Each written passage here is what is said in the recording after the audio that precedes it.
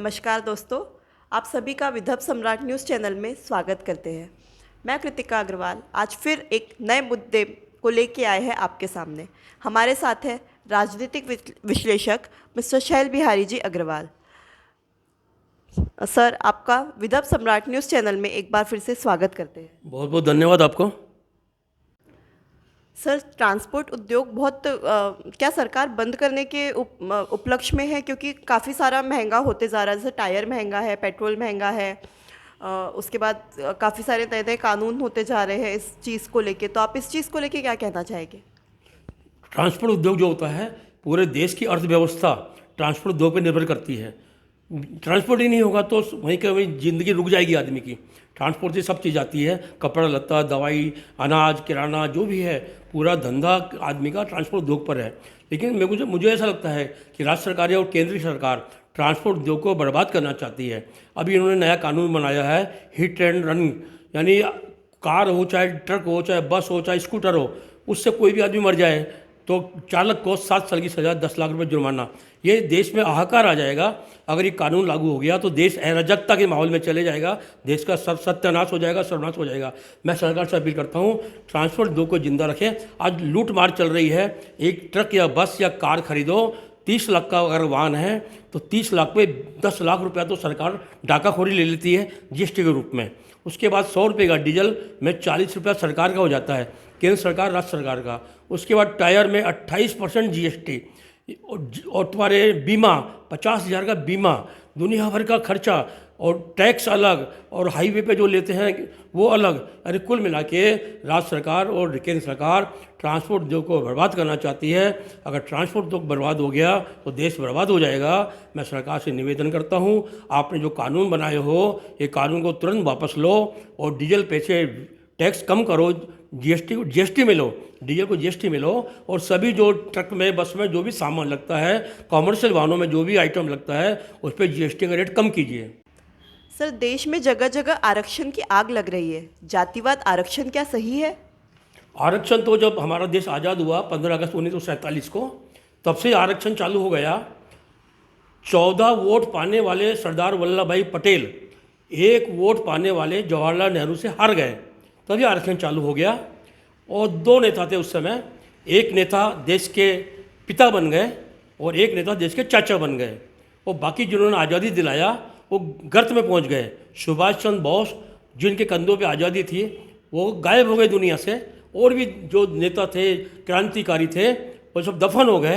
ये 2 नेता उभर कर आए हैं, एक चाचा बन गए, एक पिताजी बन गए देश के, और आरक्षण वहीं से लागू हो गया। आरक्षण व्यक्ति को, हष्ट व्यक्ति को बैसाखी से चलना सिखा रहा है। आज 70 साल हो गए आरक्षण मिलते हुए, दादा को, बेटे को, पोते को, इतने आरक्षण मिल गए तो भी इंसान वहीं की वही है। आज जो देश का बुद्धिजीवी वर्ग है ये पलायन कर रहा है, विदेशों में जा रहा है, क्योंकि यहाँ तो 90% नंबर लेके 35% से हार जाता है। तो जो ज़्यादा बुद्धिजीवी हैं वो विदेश को पलायन कर रहे हैं। एक समय ऐसा आएगा देश आरक्षण की गर्त में पहुंच जाएगा, देश में कुछ नहीं बचेगा। अगर पंडित जवाहरलाल नेहरू के बजाय सरदार वल्लभ भाई पटेल देश के प्रधानमंत्री होते तो संसार के मानचित्र में भारत का नक्शा कुछ अलग ही होता। बीजेपी ने ज्वाइनिंग कमेटी बनाई है, क्या वो कमेटी अन्य पार्टी के नेताओं को ज्वाइन करेगी? हाँ, मैंने भी सुना हूँ, टीवी में देखा हूँ, पेपर में पढ़ा हूँ। भारतीय जनता पार्टी ने एक कमेटी बनाया है, ज्वाइनिंग कमेटी, अन्य पार्टी को नेताओं को शामिल करने के लिए। मैं भारतीय जनता पार्टी के केंद्रीय नेतृत्व से अपील करता हूँ, पहले अपना घर देखें।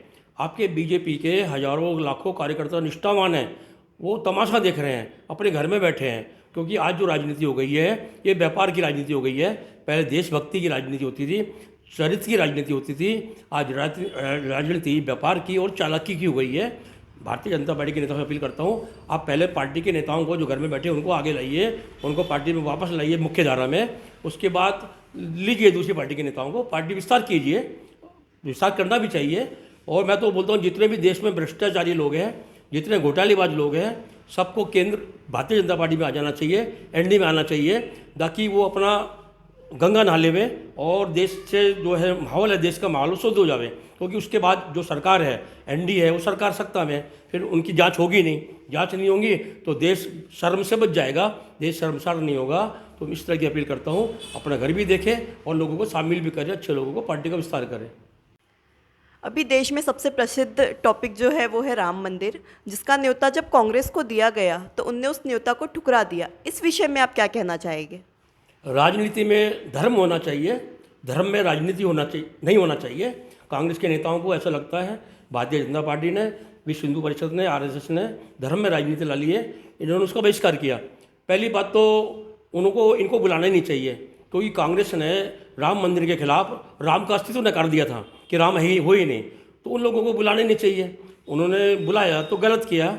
जब मैं देखा तीन वकील जो सांसद थे कांग्रेस के, उन्होंने राम मंदिर के खिलाफ केस लड़ा और उनको बुला रहे हैं, उनको नहीं बुलाना चाहिए। दूसरा जो मैं देख रहा हूँ, आज तरह तरह के लोग भगवान राम के खिलाफ, राम मंदिर के खिलाफ बातें कर रहे हैं, सनातन के खिलाफ जहर उगल रहे हैं, ऐसा नहीं करना चाहिए। कल ही जो निर्णय आया है, विधानसभा का जो निर्णय आया है, उसमें शिंदे गट के पक्ष में निर्णय लिया गया है। उद्धव ठाकरे को बहुत बड़ा झटका पड़ा है, तो क्या ये सेटिंग वाला निर्णय था? इस विषय में आप क्या कहना चाहेंगे? महाराष्ट्र की जनता, महाराष्ट्र के विधायक, महाराष्ट्र के नेता करीब 1.5 साल से पशुपस में थे, असमंजस में थे कि क्या होने वाला है। महाराष्ट्र की राजनीति रुकी हुई थी कि क्या होगा क्या नहीं होगा, सरकार बनेगी, सरकार जाएंगी, सरकार रहेंगी, मुख्यमंत्री जाएंगे, मुख्यमंत्री रहेंगे। कल इसका निर्णय हो गया है।